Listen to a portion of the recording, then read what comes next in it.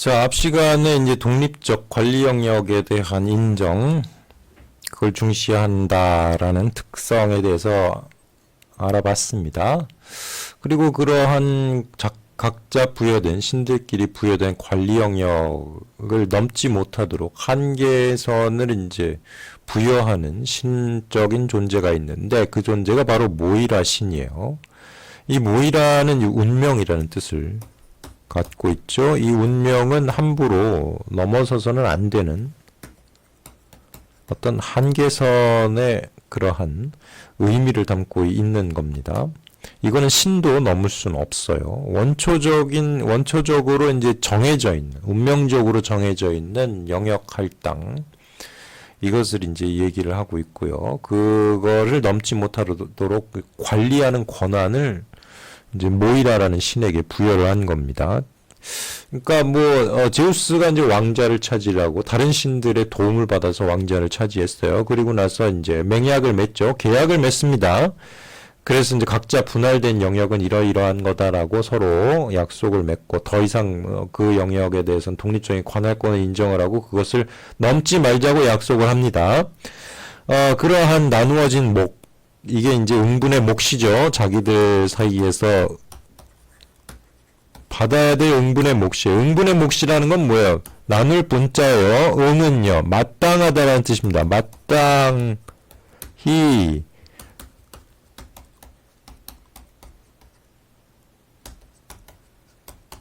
이걸 의미해요. 그러니까 이 자기가 이제 분배받은 몫은 마땅한 거예요. 다른 말로 얘기하면 정당한 겁니다. 당연한 거예요. 당연한 거. 이거는 너무나 당연한 것이기 때문에 자기가 분배받은 몫을 누군가 침범했어. 그러면 마땅치 않은 게 되는 거예요. 정당하지 않은 것, 부당한 게 되는 겁니다. 이 응분의 몫은 따라서 내 몫으로 할당된 것이 아주 정당하다. 이런 의미를 함축을 합니다. 그렇게 나누어진 몫이 불가침, 침해를 받지 못하도록 만들어주는, 관리해주는 신이 바로 모이랍니다. 그런 보존을 가능하게 하는, 그럼으로써 상호공존의 질서를 유지하게 하는 신이에요. 그런 면에서 봤을 때 모이라는 일종의 넘지 말아야 될 한계선을 지정을 해주고 그걸 관리해주는 운명이라고 볼 수 있겠어요. 운명의 법칙이라고 볼 수 있겠습니다. 각자에게 할당된 몫과 범위를 상호 인정하고 침범하지 하지 말 것을 강조하는 거죠. 근데 이게 신화에서만, 신들끼리만 이렇게 지켜야 되는 그런 거냐? 아니다. 인간들도 동일한 법도와 원칙을 따라야 되죠. 신의 규범이면 인간도 따라야 되는 거니까요. 그래서 인간들도 자기의 맡겨진, 분배된 영역이 있잖아요. 군인은 군인으로서의 역할.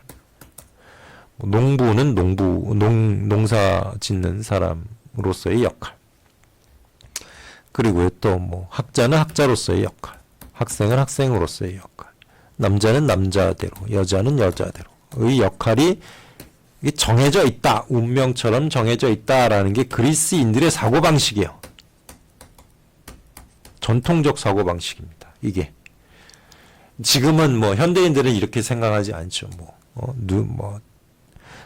군인도 될 수 있고 남자도 될 수 있고 여자도 될 수 있고 학자도 될 수 있고 자유롭게 자기의 삶을 이렇게 선택할 수 있고 그거대로 이제 노력할 수 있는데, 추진할 수 있는데, 옛날 사람들, 특히 그리스인들, 고대 그리스인들은 그렇게 생각하지 않았다는 겁니다. 맡겨져 있는 어떤 각자 자연적 운명이라는 게 있다라는 거죠. 신이 부여한 운명이라는 게 있다. 각자 해야 될, 성취해야 될 몫이 있고 부여될 구실이 있고, 그런 것들을 자기가 인식을 하고, 그리고 남들도 그러한 각자 응분의 몫에 대해서 상호 인정하고 침범하지 말아야 된다라는 겁니다. 그런 사고방식을 갖고 있다. 허용된 능력을 넘어서는 것, 이건 바람직스럽지 않다. 불경한 거다. 불경한 거다. 이렇게 간주합니다.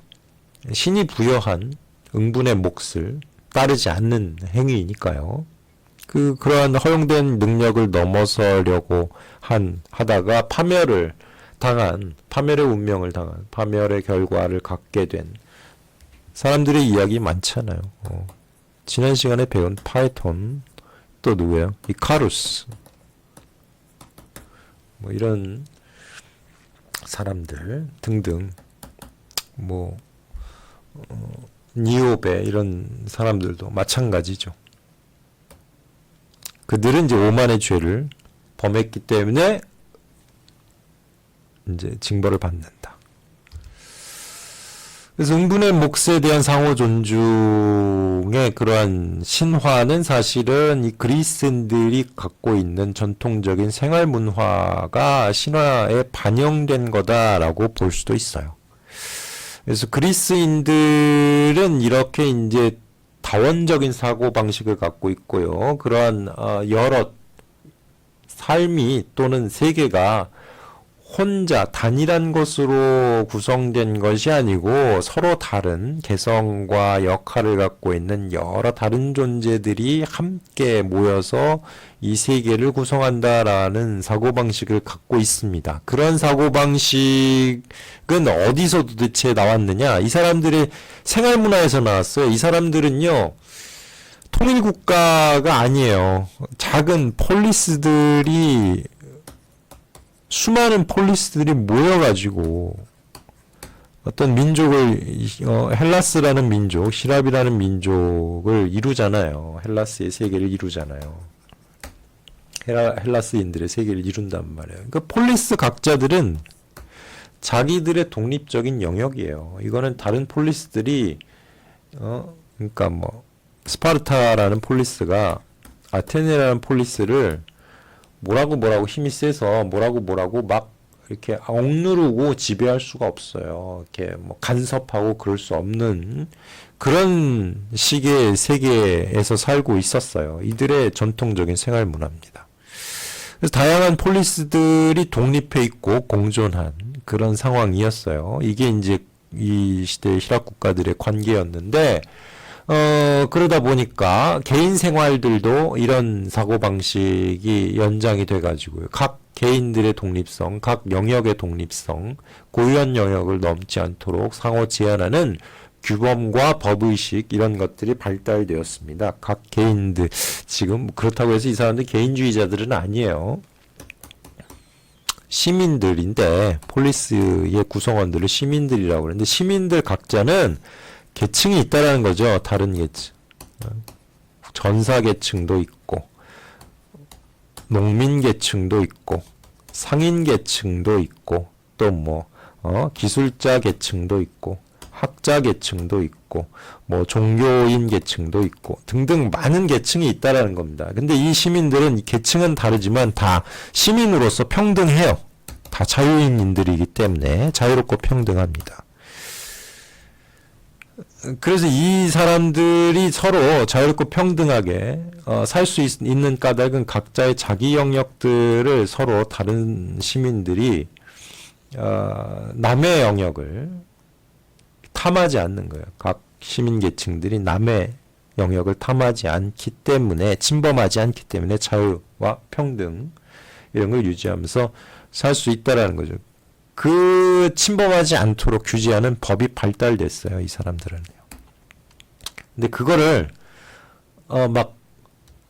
침범하고 남의 영역을 침범하고 시민들에게 부여된 자유와 평등의 가치를 부정하는 사람들이 있습니다. 그 사람들을 독재자, 참주라고 하는데요. 티라노스라고 하죠.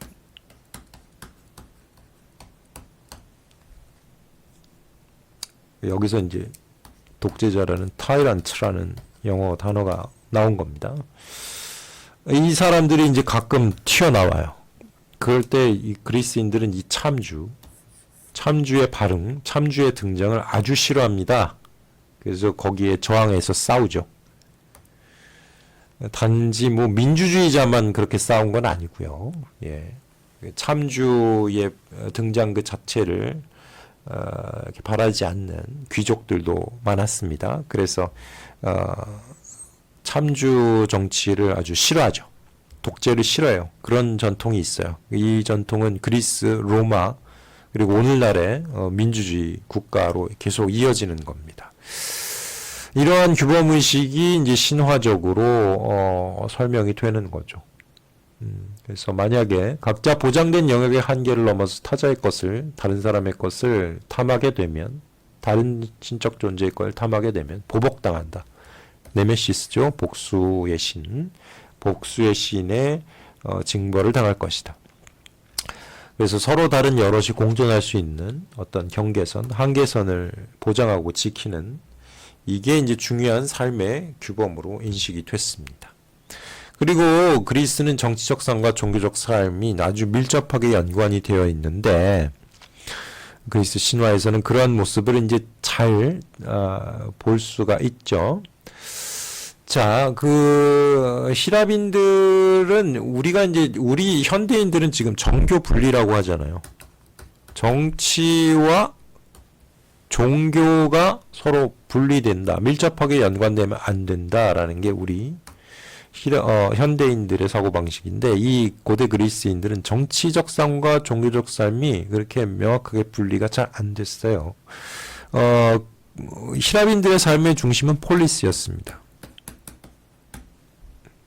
즉 자기 인생의 목표라든가 삶의 의미는 이 폴리스, 자기의 국가 또는 도시국가라고 하죠. 거기에 구성원으로서 이 폴리스에 얼마나 이바지하고 기여하느냐에 따라서 자기 삶의 의미 이런 게 막 이렇게 나오는 거예요. 목적을 달성했다, 그렇지 않다라는 게 결판이 나는 겁니다.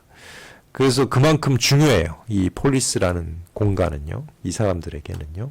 삶의 중심입니다.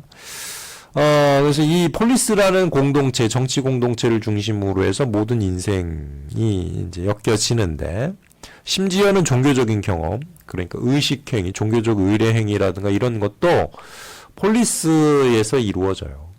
폴리스 속에서 살아가면서 얻게 되는 정치적인 경험과 거의 비슷합니다. 그러니까 국가의 정치적 행사가 종교 행사인 거죠. 예. 그렇게 이제 여겨지는 겁니다. 그래서 뭐 어떤 국가적인 의례를 치르게 되면 늘 신에게 제사를 지내면서 그런 의례를 하게 되는 거죠. 뭐 아가멤논이 출정을 할 때, 트로이 전쟁으로 나갈 때, 그때 이제 하는 거 정치적인 일종의 국가 행사잖아요. 그때 제사를 지내지 않습니까? 신에게 먼저. 예. 이피게네이아를, 자기 딸 이피게네이아를 제물로 바치는 제사를 지내잖아요. 그게 바로 이제 정치적 삶과 종교적 삶의 밀접한 연관성을 보여주는 어떤 신화다라고 볼 수 있겠습니다. 그래서 이들은 이제 정치적인 그 의례라든가 정치적인 행위가 이루어지는 그것이 그냥 세속적인 게 아니라 인간 사회에서 이루어지고 있는 그런 게 아니라 어떤 신적인 교감을 얻는 신의 응답을 받고 신의 어떤 의지를 추구하고 명령을 추구하는 굉장히 신성한 것이라는 의식이 있는 거죠. 따라서 히랍에서는 폴리스의 규범을 지키는 정치적인 삶이 곧 신을 경배하는 종교적인 삶이기도 합니다.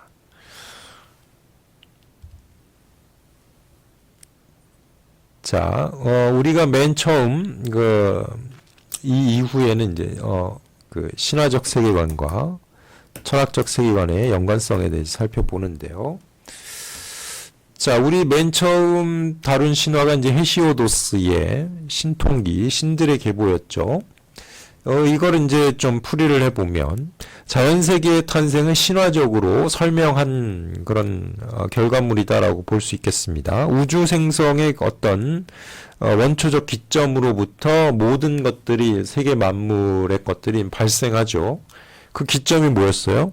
헤시오도스는 카오스였다라고 얘기를 합니다. 최초에 이제 카오스로부터 막 나오잖아요. 튀어나오잖아요. 가이아가 나오고 타르타로스가 나오고 뭐 에로스가 나오고 그러면서 이제 뭐 에레보스도 나오고 막 이렇게 나옵니다. 수많은 것들이 유행의 것들이 나옵니다. 그러니까 카오스는 빈 거였죠. 비어있는 것, 비어있는 커다랗게 비어있는 것 이런 거였는데, 즉 비어있다라는 건 뭐예요? 형태가 없다. 형태를 갖추지 않은 그 어떤 거다. 무형의 것이다 라는 의미잖아요. 형태가 없다. 형태가 갖춰져 있다라는 거는 어떤 모양으로 규정된다라는 뜻이죠. 근데 형태가 없다라는 건 어떤 모양으로 규정이 안 된다라는 거는 뭐예요? 무규정이라는 거예요. 규정이 안 되는, 정의할 수 없는 그런 거예요. 규정을 하려면 어떻게 돼요? 한계가 있어야 돼요. 한계가. 여기 이게 펜이 있잖아요. 펜. 이게 펜인 이 펜이라는 사물로서 규정이 되려면 펜 아닌 그 어떤 부분이 있잖아요. 요 부분들은 펜이 아닌 것들이죠. 펜이 아닌 것들은 허공이잖아요. 예. 이게 이제 펜으로서 모양을 갖춘 그런 걸로 규정이 되려면 어떤 모양의 끝이 있어야 되는 거예요. 요쪽 끝에서 요쪽 끝까지의 이런 한계점이 있어야 돼요. 이 한계를 넘어서 그 모양 그 바깥 한계를 넘었으면 다른 게 되는 겁니다. 그러니까 이 카오스는 그런 한계는 없어요. 그런 한계가 없습니다. 그러니까 형태로 규정되지 않는 거죠. 그런 특성을 갖고 있습니다. 이런 원초적인 기점, 카오스라는 원초적인 기점에서 자연물이 탄생했다라는 사고방식을 이제 보여준 거예요. 근데 뭐 헤시오도스가 그런 의식을 가지고 이 작품을 썼는지 안 썼는지는 몰라요. 그렇지만 이성적으로 한번 해명을 해보면 그렇게 해명해 볼 수 있다라는 거죠. 자, 근데 이제 이런 식의 이제 제가 신화를 그렇게 이제 해석하는 이런 사고방식들이 언제 등장을 하게 됐느냐, 이런 이성적인 사고방식들, 합리적 사고방식, 설명방식이 언제 등장했냐. 그리스의 세계에서는 6세기 이후, 그러니까 기원전 6세기입니다. 그러니까 서기전 6세기, 그러니까 지금으로부터 지금 2025년이잖아요. 그러니까 2025년에다가 600을 더 하시기 바랍니다. 2600년 전에 이런 철학적 세계관이 등장을 한 거예요. 신화의 신비적인 세계관에서 이성의 철학적 세계관으로 바뀐 겁니다. 신화의 신비적 세계관에서 철학의 이성적, 합리적 세계관으로 변모한 거예요. 2600년 전쯤에. 그것을 후대 사람들이, 19세기 사람들이 어떤 식으로 한 가지의 문장으로, 표로 압축해서 제시를 하는데, 그런 변화를 미토스에서 로고스로라는 그런 표현으로 압축시킵니다. 미토스라는 것은 신화를 의미해요. 로고스는 이성입니다. 그러니까 신화에서 이성으로라는 건데, 그때 이성은 곧 이성적 사고에 의해서 철학이 등장을 하죠. 그러니까 미토스에서 로고스로라는 것은 신화의 신비적 세계 해명에서 철학의 이성적 세계 해명으로의 전환을 압축적으로 표기한 표어다라고 보시면 되겠습니다.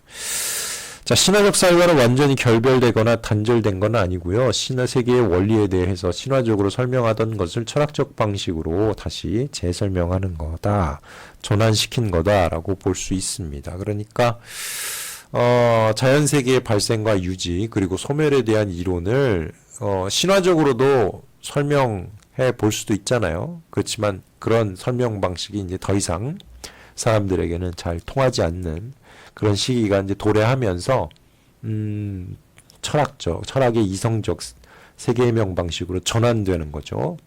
어찌 되었든 신화든 철학이든 모두 공통적으로 세계의 발생과 유지 그리고 소멸에 대한 어떤 설명을 해보려는 의도는 다 발견이 된다라고 볼 수 있겠습니다. 자연 철학은 세계의 원리, 유지, 소멸, 발생, 유지, 소멸에 관한 세계의 원리에 대한 해명을 이성적으로 시도한 것이죠.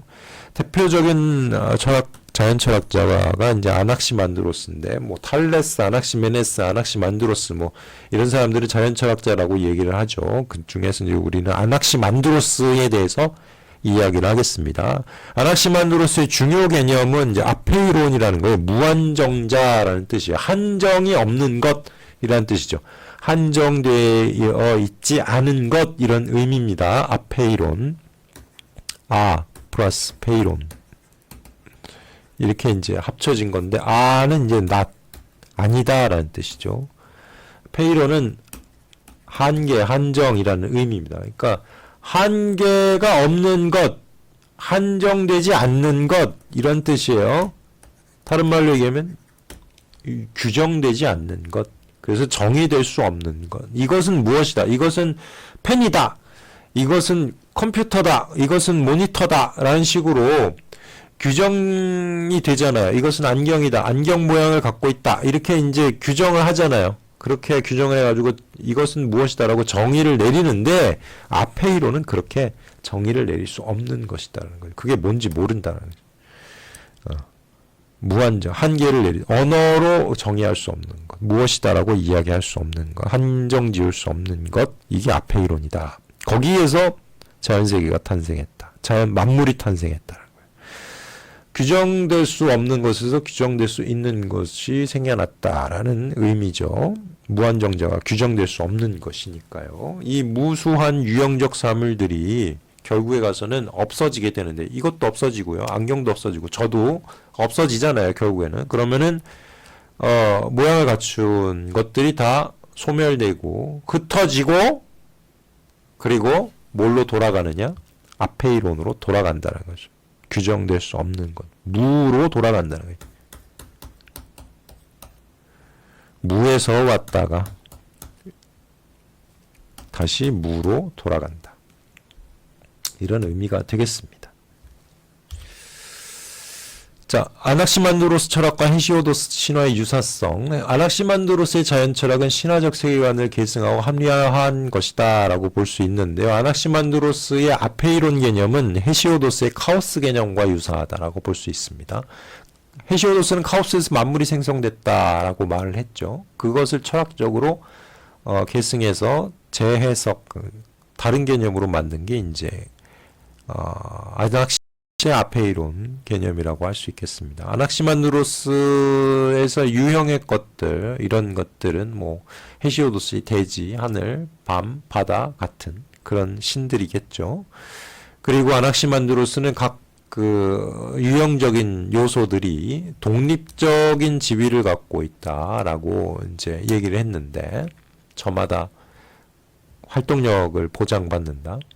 근데 신들도 독립적인 지위를 갖고 있다라고 얘기를 했습니다. 이런 요소들의 독립적인 지위를 굉장히 강조해가지고 자연철학적 이론으로 만든 사람이 있습니다. 데모크리토스라는 사람이요. 이 사람이 요소들, 세계 만물은 다 자연 만물은 어떤 특정한 요소들로 이루어져 있다. 그것이 바로 뭡니까? 그 요소가 원자입니다. 원자. 예. 자, 유형의 것들이 각자의 영역을 지키면서 상호 대립하는 동시에 공존을 이룬다라고 아낙시만드로스는 봤습니다. 그리고 신화에서는 이것을 이제 신들이 각자의 독립적인 영역을 지니고 있다라는 식으로 봤죠. 자, 히랍 사회는 이른바 전통적인 신화적인 그런 사회에서의 신화적인 세계 이해 방식으로서 히랍 세계의 어떤 상호 공존 이런 것들을 생각을 하고 있었는데 사회가 변화돼요. 기원전 7세기경에 인구 증가, 그래서 이제 한계에 직면하게 되고요. 빈부격차가 심해지고요. 그러다 보니까 이 농업경제에서 해상무역경제로 전환이 되면서 세계 각지의 여러 가지 문화들이 이제 들어오게 되고요. 그러다 보니 이제 시야가 넓어지는 거죠. 그래서 기존에 우리 마을 사람끼리 인정하고 있었던 규범들이 하나씩 와해가 됩니다. 그래서 기원전 5세기 공전과 조화라는 전통적 세계관이 무너지게 되고요. 그리고 이제 패권 국가들이 점차 다른 국가들을 지배하는 일들이 벌어지게 되는 겁니다. 불가침의 영역, 이걸 강조했는데 그런 규범들이 이제 붕괴되기 시작하는 거죠. 그래서 서로 다른 여럿의 공존이라는 이 원칙들이 조금씩 훼손이 되고요. 그러다 보니까 전통적인 도덕관이 이제 약화됐다라고 볼 수 있겠습니다. 이러한 것에 대한 대응은 이제 신화적으로는 잘 대응이 안 됐고요. 철학적으로 대응을 했는데 그 대표적인 게 이제 소크라테스와 플라톤입니다. 특히 플라톤은 철인 정치론을 제시하면서 철학자 왕을 중심으로 해가지고 여러 계층의 상호 공존과 질서 유지가 이루어져야지만 이상적인 정의로운 국가가 될 수 있음을 강조했습니다. 그래서 철인 정치론 플라톤의 이상국가론을 보면 국가라는 것은 세 개의 계층을 이루어집니다. 철인, 수호자, 생산자. 이상국가는 이 세 계층의 조화와 협력을 통해 완성이 되는데 철인은 국가의 통치를 담당해야 되고요. 수호자는 국가의 방어와 질서 유지, 군인이니까요. 그리고 생산자들은 그러니까 상인과 농민들이겠죠. 경제 생산의 역할을 분배받습니다. 그래서 각 계층은 자기에게 부여된 역할에 몰두해야 돼요. 다른 건 탐하지 말아야 됩니다. 다른 계층의 역할을 탐내거나 다른 계층이 얻을 수 있는 결과물을 탐내서는 안 된다는 거죠. 예를 들어서 통치자는 생산자들의 경제력을 탐내서는 안 돼요. 수호자는 또 통치자의 정치 권력을 탐내서는 안 됩니다. 각 신들의 독립적 영역의 상호 존중과 불가침의 원칙이 신화에서 이야기되고 있었다면 이 이상국가론, 플라톤의 이상국가론에서는 각자의 역할, 각 계층의 역할의 상호 존중과 불가침 이 중요하다라는 규범의식, 전통적 규범의식이 계승되고 있다라고 볼 수 있겠습니다. 자, 평가하기. 신화란 집단의 깊숙이 내재된 심리적 정서의 원형이 표현된 것이라는 이론을 제시한 사람은 융이죠. 신화의 뇌 신비적 세계의 명에서 철학의 이성적 세계의 명으로의 전환을 요약한 명제는 미토스에서 로고스로, 헤시오도스의 카오스 개념과 유사한 아낙시만드로스의 철학 개념은 무한정자 아페이론입니다. 정리를 하면은요, 정신분석학적 신화 해석은 프로이트와 융에 의해 시도됐고요. 프로이트는 신화란 억압된 성적 욕망이 신화적 외향으로 표현된 것이고, 융은 집단에 내재된 심리적 정서의 원형이다. 힐랍 신화의 특징은 다신론 독립 영역의 분할, 정치와 종교적 삶의 상호 연관성. 힐랍 신화는 신들에게 할당된 고유 영역, 이런 것들의 분배와 상호 불가침의 규범을 강조하죠. 이런 규범의 유지를 표상하는 게 모이라고요. 분할된 영역, 불가침적인 보존, 이런 것들을 통해 상호 공존의 질서를 유지하게 하려는 규범의식이 반영된 겁니다. 힐랍 신화의 세계의 명은 자연 철학에 의해 계승되고, 아낙시만드로스의 무한정자 개념은 헤시오도스의 카오스 개념의 변형이라 할 수 있습니다. 신화적 관의에 의해 상호절제를 통한 여럿의 공존이라는 전통 도덕관이 유지되어 왔지만 사회구조 변화로 인해서 좀 와해되기 시작을 했고요. 소크라테스와 플라톤이 이에 철학적으로 대응합니다. 플라톤은 철학자 왕을 중심으로 해서 여러 계층의 상호공존과 질서 유지가 이루어져야지 이상적 국가가 될 수 있음을 강조했습니다. 자, 강의는 여기서 이제 마치기로 하겠습니다. 네, 수고 많으셨습니다.